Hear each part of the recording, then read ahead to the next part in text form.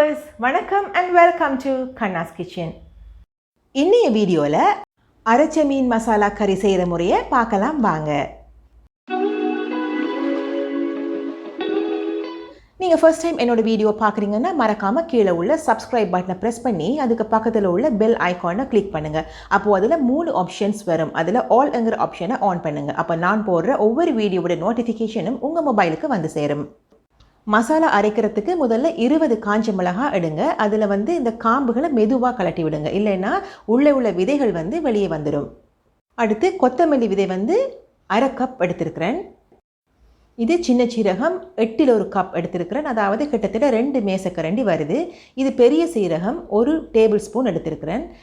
வெந்தயம் 1/2 டீஸ்பூன், மிளகு 1 டீஸ்பூன். இப்போ இதில் இந்த காஞ்ச மிளகாயை தண்ணியில் போட்டு கொஞ்ச நேரம் ஊற வையுங்க. ஒரு 20லிருந்து 30 நிமிஷம் வரைக்கும் நீங்கள் இந்த மிளகாயை ஊற வைக்கலாம். அப்போது அரைக்கும் போது உங்களுக்கு நைஸாக வரும். அடுத்து ஒரு பேனை சூடாக்கி இந்த கொத்தமல்லி விதையை போட்டு லைட்டாக வறுங்க. நல்லா வறுக்க தேவையில்லை. இதை வறுக்கிறது ஏனென்னா அரைக்கும் போது குயிக்காக அரைப்பறதுக்காகத்தான் இதை வறுத்தெடுக்கிறோம். இதை வறுத்துட்டு கடைசியில் இறக்கும் பொழுது இந்த பொருட்களை எல்லாத்தையும் போட்டு ஒரு தடவை மிக்ஸ் பண்ணி விடுங்க. நல்லா வறுக்க தேவையில்லை, லைட்டான ஒரு ஹீட் இருந்தால் போதும். அடுப்பை இப்போ ஆஃப் பண்ணி விட்டுருங்க. இப்போது இந்த மசாலா பொருட்கள் எல்லாம் நல்லா ஆறின பிறகு ஒரு மிக்ஸி ஜாரில் போட்டு பவுடராக அரைச்சி எடுத்துருங்க. இதை நீங்கள் சல்லடையில் சலிக்க தேவையில்லை, ஏன்னா மறுபடியும் ஒரு தடவை நாம் காஞ்ச மிளகாயோடு சேர்த்து இதை ஒரு பேஸ்ட்டாக அரைக்க போகிறோம். இதே நல்ல பவுடராக தான் வந்திருக்கு, அதால் நீங்கள் சலிக்க வேண்டிய அவசியம் இல்லை. இந்த பவுடர் ஒரு 1/2 கப் வந்திருக்கு. இது அரக்குழா மீன், இதை வஞ்சுரன் மீன்னு சொல்லுவாங்க. இதில் 6 பெரிய பீசஸ் எடுத்துருக்கிறது. இந்த 6 துண்டுகளும் கிட்டத்தட்ட 400 கிராம் வருது.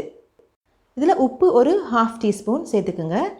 அதோட புளித்தண்ணி நான் இதில் ஒரு 1/4 கப் அளவு சேர்த்து இதை கொஞ்சம் நேரம் ஊற வைக்கிறேன்.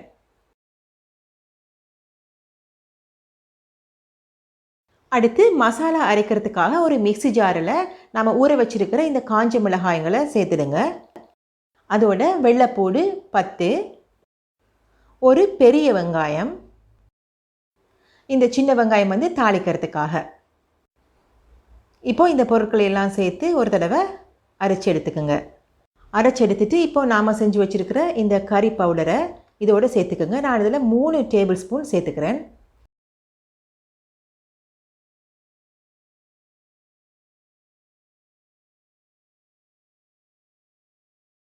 மஞ்சள் தூள் 1/4 டீஸ்பூன்.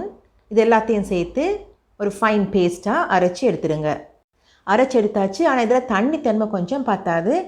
அதனால் நான் இப்போ தண்ணி ஒரு 2லேருந்து 3-4 டேபிள் ஸ்பூன் தண்ணி இதில் சேர்த்து மறுபடியும் ஒரு தடவை இதை அரைச்சி எடுக்க போகிறேன். இப்போது இதில் 2 தக்காளியையும் சேர்த்து நல்லா அரைச்சி எடுத்துக்குங்க. அரைச்ச கறின்னு சொல்லும்போதே அது அம்மியில் வச்சு அரைச்செடுத்தா தான் சூப்பராக இருக்கும். ஆனால் இந்த காலத்தில் அம்மியில் அரைக்கிறதுங்கிறது ஒரு முடியாத விஷயம். அம்மியில் அரைக்கிறதுன்னு சொல்லும்போதே எனக்கு என்னோடய பெரியம்மாவோட ஞாபகம்தான் வருது. ஏன்னா அந்த காலத்தில் நாங்கள் சின்னனாக இருக்கும்போது அவள் அம்மியில் வச்சு தான் எல்லாத்தையும் அரைப்பாள். காஞ்ச மிளகாய், கொத்தமல்லி விதைங்க, இது எல்லாத்தையும் அம்மியில் வச்சு அரைக்கிறதுங்கிறது ஒரு சரியான கஷ்டமான ஒரு விஷயம். இதை அவள் தானாகவே தனியவே செய்வாள். அந்த கறியை சாப்பிடும்போது அவ்வளவு டேஸ்ட்டாக இருக்கும். இப்போது மீன் மசாலா ரெடியாச்சு. இதை நல்லா மிக்ஸ் பண்ணி விடுங்க. இந்த மாதிரி நல்ல பேஸ்ட்டாக எடுத்துக்கொள்ளணும். நான் இன்றைக்கி அரைச்ச கறிக்காக மண் சட்டி யூஸ் பண்ணுறேன்.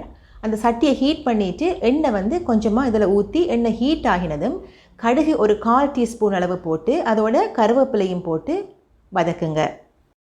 இப்போது வெங்காயத்தை சேர்த்துக்கலாம்.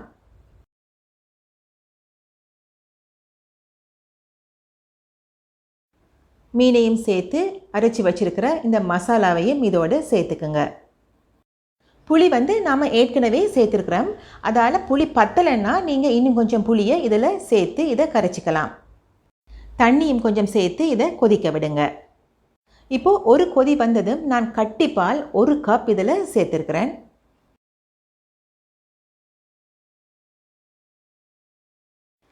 அரைச்ச கறி என்ன சொல்லும்போதே அது கொஞ்சம் திக்காக தான் இருக்கணும். அதால் தண்ணி அதிகம் சேர்க்காதீங்க. உப்பு டேஸ்ட் பண்ணி பார்த்துட்டு போதாட்டி உப்பு கொஞ்சம் சேர்த்துக்குங்க. இந்த திக்னஸ் வந்ததும் அடுப்பை ஆஃப் பண்ணிடலாம். அரைச்ச மீன் கறி ரெடியாச்சு.